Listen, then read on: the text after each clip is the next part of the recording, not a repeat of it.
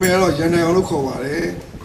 ကျွန်တော်တက်ခံနေတဲ့အကြောင်းအရာကျွန်တော်နာမည်နဲ့ကျွန်တော်အကြောင်းအရာကမပြောပြအောင်ဆိုရှင်ဘုရားသခင်ရဲ့ကျေးဇူးတော်ဟိုသိပါမဟုတ်ပါဘူးကျွန်တော်ရန်နိုင်အောင်လို့လည်းခေါ်ပါတယ်နောက်ပြီးတော့ကျွန်တော် Scorpion ဆိုတဲ့ခိုင်းချုပ်ဖြစ်ပါတယ်ကျွန်တော်ဂုံယူဝင်ကြောသားနဲ့ပြောနေတာမဟုတ်ပါဘူးဘုရားသခင်တက်နိုင်တဲ့အရာဒီနေရာလိုက်တက်ခံနေခြင်းဖြစ်ပါတယ်အချိန်တော့ဆိုရှင်ကျွန်တော်တို့နာမည်ကြားတဲ့လူတွေကဆက်လဲဆက်တယ်ကြောက်လဲကြောက်ကြတယ်မုန်းလဲမုန်းကြတယ်ထွက်ပြေးနေကြတယ်အခုလိုတကြံချိန်ကတော့ပိုဆိုးတာပေါ့ဒါကျွန်တော်တို့ရဲ့အမြဲတမ်းကိုလက်လှုပ်ရှားနေတဲ့အချိန်ပဲရံဖြစ်မဖြစ်မွေးရန်ကားနေမယ်ဘုရားသခင်နဲ့မွေးလျော်ဖို့ဆိုတာအရန်ဝေးကွာပါတယ်ကျွန်တော်ငငယ်လေးတည်းဆိုးသွားတာပေါ့နော်တကယ်လည်းပြောရအောင်ဘုရားလည်းမသိဘူးသိတဲ့ချိန်ကျတော့လည်းကျွန်တော်ဘုရားကိုတေချာလက်မခံအောင်ကျွန်တော်ထွက်ပြေးတယ်ပြီးတော့ကျွန်တော်ဂျပန်နိုင်ငံကိုကျွန်တော်ရောက်သွားတယ်ရောက်သွားချိန်မှာကျွန်တော်10နှစ်လောက်နေအဲ့တိုင်းကနေပြီးတော့ကျွန်တော်ဒီတိုင်းပဲမကောင်းမှုတွေပဲကျွန်တော်လုပ်တယ်ဒီခါမှကျွန်တော်ကောင်းလာဆိုကျွန်တော်သိမလို့ဟိုသူများတွေကိုပတ်စံပေးတာတော့ကိုညီလိုက်တာတော့ကောင်းတယ်လို့ကျွန်တော်ခံရတာကျွန်တော်လို့ဆိုရှင်ကျွန်တော်ဘာမှမဟုတ်တာပဲလုပ်တယ်အရက်တော့တယ်ငွေစေဝါသုံးဆွဲတယ်လောင်စားလုပ်တယ်ဟိုတကယ်ဝဲပြားရှိမှညင်ညာနဲ့အသက်တာနဲ့အသက်ရှင်ငယ်ပေါ့နော်ဒီလိုနဲ့နေနဲ့ကျွန်တော်2017မှာကျွန်တော်ဖန်စီခံရတယ်ဖန်စီခံချိန်မှာကျွန်တော်တက်မတော်ထောင်လိုင်းရနဲ့ဖမ်းလိုက်တဲ့ကောင်မှာ Scorpion ဂိုင်းဆိုကျွန်တော်ဖမ်းလိုက်တယ်အမှန်တကယ်တော့ကျွန်တော်အဲ့ဂိုင်းလို့အဖမ်းမခံခင်တည်းကကျွန်တော်ကကုမ္ပဏီ3ခုရှိတယ်အဲ့ကုမ္ပဏီ3ခုလုံးကကျွန်တော်အမှုဆောင်ဒရိုက်တာဖြစ်တယ်တကယ်ချင်းအပေါင်းအသင်းတွေအများများတာရဲ့ကျွန်တော်တို့ရဲ့စိုးသွမ်းမှုတွေကြောင့်ကျွန်တော်ဂိုင်းဆိုတဲ့နာမည်တက်ခံရတယ်အဖမ်းခံရတယ်အရေးယူခံရတယ်ထောင်ချခံရတယ်ထောင်ထဲမှာကျွန်တော်10နှစ်ကျော်လောက်နေရတယ်ကျွန်တော်နေတဲ့အချိန်တော့ဆိုရှင်ကျွန်တော်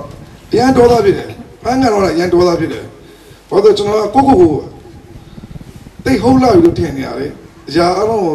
ဖြစ်ရှင်းလို့ရမှာလို့ထင်နေတာဟုတ်အဲ့တော့ဖန်စီကအချိန်မှာဒေါသဖြစ်တယ်ကလေးစားချေတယ်ပြီးတော့လူငယ်တွေအလျောက်ရန်ဖြစ်တာတော့နိုင်ငံရေးပုံမှန်တွေတက်ပြီးထောင်12နှစ်လောက်ချလိုက်တဲ့ခါကျတော့သူတို့ကျွန်တော်နာကြီးရယ်ကျွန်တော်ရင်ထဲမှာအကျိတ်ခဲဖြစ်နေခွင့်လုံးလုံးမလွတ်နိုင်ဘူးကျွန်တော်တို့3နှစ်လောက်နေတဲ့ခါကျကျွန်တော်သင်္ကန်ကြီးဖြစ်လာပေါ့ထောင်ထဲမှာနေနေပဲဟိုကျွန်တော်အမုန်းတရားတွေပဲကျွန်တော်ထားတဲ့ခါကျတော့အဲ့အမုန်းတရားတွေကျွန်တော်ပြန်ရစ်ပတ်ပြီးကျွန်တော်အသက်ကသင်္ကန်ကြီးဖြစ်လာတယ်အဲ့ချိန်မှာကျွန်တော်တကယ်ချင်းတော့ကျန်းစာပို့ပေးပါတယ်ဒီကျန်းစာလေးကိုဒီကျန်းစာပို့ပေးချိန်မှာသူကကျွန်တော်ပြောတယ်ဘုရားသခင်နဲ့မွေးလျော်ပါတဲ့သူများဖြစ်တယ်လည်းခွင့်လွှတ်ပါတဲ့ကျွန်တော်ခွင့်လွှတ်ပါလို့ပြောချိန်မှာပြန်စဉ်းစားတိုင်းခွင့်မလွှတ်နိုင်ဘူးဒါပေမဲ့ကျွန်တော်ကျန်းစာဖတ်တယ်ဆွတ်တောင်းတယ်ကျန်းစာဖတ်တယ်ဆွတ်တောင်းတယ်ကျွန်တော်နေလည်းမကောင်းတော့ဒါကိုတော့ကျွန်တော်မသိချင်သေးဘူးလို့ကျွန်တော်လောကမှာလှုပ်ရှားရရှိသေးတယ်ထင်တယ်လို့ကျွန်တော်ဘာမှမဟုတ်ဘဲနဲ့အပြစ်ခံပြီးသေသွားမှာလားလို့ကျွန်တော်ကယ်ပါလို့ကျွန်တော်ကိုတော့ဆွတောင်းတယ်ဆွတောင်းတဲ့အခါမှာဘုရားသခင်နားကြောင်းပါတယ်ဘုရားသခင်ဘုန်းကြီးပါတယ်ဒီနေ့ကျွန်တော်ဒီနေရာမတက်ရနိုင်တာဘုရားသခင်ရဲ့နာမတော်ကြောင့်ပါပဲလုံးလုံးခွင့်လွှတ်နိုင်တဲ့လူတွေကျွန်တော်ခွင့်လွှတ်ခဲ့တယ်သူတို့ပြည်အားလုံးခွင့်လွှတ်ချင်မှာကျွန်တော်ရှင်ထဲမှာတော်တော်ကြေခွဲတယ်ဘာလို့ငငယ်တော့လို့ဒီမှာအမတန်ဗန်လျှောလိုက်တာမဟုတ်ဘူးကျွန်တော်ဘုရားရဲ့မြတ်တာတော့ကျွန်တော်ခံစားလိုက်တဲ့ခါမှာသူတို့ကျွန်တော်ခွင့်လွှတ်နိုင်သွားတယ်ကျွန်တော်ဘုရားသခင်ကကားတဲ့တက်မှာသွေးသွင်းပြီးကျွန်တော်ဝေရဲဆိုတော့ကျွန်တော်တိတဲ့အချိန်မှာသူတို့ပြည့်ကိုကျွန်တော်မမြင်နိုင်တော့ဘူးဘုရားရဲ့မြတ်တာပဲကျွန်တော်မြင်တော့တယ်အဲ့ချိန်မှာကျွန်တော်မရှက်နိုင်တော့ဘူးကျွန်တော်မကြောက်နိုင်တော့ဘူးကျွန်တော်ဘုရားဝင်းနဲ့မွေးလျော်တယ်ကျွန်တော်ထောင်ထဲမှာလည်းကျွန်တော်ဘုရားဝင်းနဲ့မွေးလျော်ခဲ့တယ်ဒီတိုင်းပဲထောင်လွတ်တဲ့ချိန်မှာလည်းကျွန်တော်ဆရာအသင်းတော်ရောက်လာတယ်အဲ့ချိန်မှာကျွန်တော်ကအနာရောဂါတွေပါလာတယ်မျက်လုံးကလည်းစွန်နေတယ်ကျွန်တော်မှလည်းဘာမို့တဲ့အနာလေးတက်တက်ရနေ infection ဝင်သွားတယ်အကြီးဖြစ်နေတယ်အဲ့ဒီအနာတွေတောက်တဲ့ဆေးတောက်နေအဆိုင်သွေးကြောပွင့်နေတယ်ဒါပေမဲ့ကျွန်တော်ရှေ့တစ်ပတ်မှာဗတ္တိဇံခံလို့ဆိုအသိရှိနေတယ်အဲ့ဒီအနာရောဂါကျွန်တော်ပြီးနေတဲ့ခါမှာကျွန်တော်ကဆရာဝန်ကဆေးရုံတက်ရမယ်တဲ့မင်းအဆိုင်သွေးကြောပွင့်နေပြီဆေးရုံတက်ပါတဲ့အန်ရရှိတယ်အဲ့ဒီမနေ့ကျွန်တော်ဗတ္တိဇံခံဖို့ဖြစ်တဲ့ခါကျတော့ကျွန်တော်ထောင်ထဲမှာတော့ဗတ္တိဇံမခံခဲ့ဘူးဗတ္တိဇံကန်ရှင်းတော့မခံခဲ့ဘူးကျွန်တော်အပြင်ရောက်ပါဆိုမျှော်လင့်ချက်ရှိတယ်ကျွန်တော်ကိုရောယုံတယ်ကိုရောကျွန်တော်အသက်ရှင်ခြင်းပေးမယ်ကိုရောကျွန်တော်လွတ်မြောက်ခြင်းပေးမယ်ဆိုတော့ကျွန်တော်ယုံကြည်ထားတယ်အဲ့ယုံကြည်ထားဆွဲကံမှာကျွန်တော်လွတ်မြောက်ခဲ့တယ်လွတ်မြောက်ခဲ့မှာဗတ္တိဇံခံဖို့အစဉ်သင်းဖြစ်နေပြီဒါပေမဲ့အချိန်နဲ့အချိန်ကကျွန်တော်ယောဂတွေနဲ့ဖိနှိပ်ဆက်တယ်ကျွန်တော်ညီကိုကြားမှာအမြဲတမ်းစာတန်ပါဏ္ဍစာလှုပ်ရှားတတ်ပါတယ် ကျွန်တော်အိနေအိတ်ချင်ရတာဗတိဇာမခံခဲ့ဆိုရှင်ကျွန်တော်ဒီလေးနဲ့ဒီနေရာမတက်ရက်နိုင်မှာမဟုတ်ဘူးကျွန်တော်တငယ်ချင်းအပေါင်းအသင်းတွေလည်းပဲပြန်မွေ့လို့ပြီးလဲဖို့လာတာဖြစ်နိုင်ပါတယ်အိနေမှာကျွန်တော်အချိန်နေတဲ့အချိန်ကတော့ကျွန်တော်ကလုံးလုံးလက်မခံခဲ့ဘူးဆရာရှိကိုကျွန်တော်သွားတယ်ကျွန်တော်အနာတွေနဲ့ပဲကျွန်တော်ဗတိဇာခံတယ်ဗတိဇာခံမဲ့ခါမှာကျွန်တော်ခန္ဓာကိုယ်မှာရှိနေအနာယောဂတွေအကုန်လုံးငြင်းသွားတယ်ကျွန်တော်ခံစားရတယ်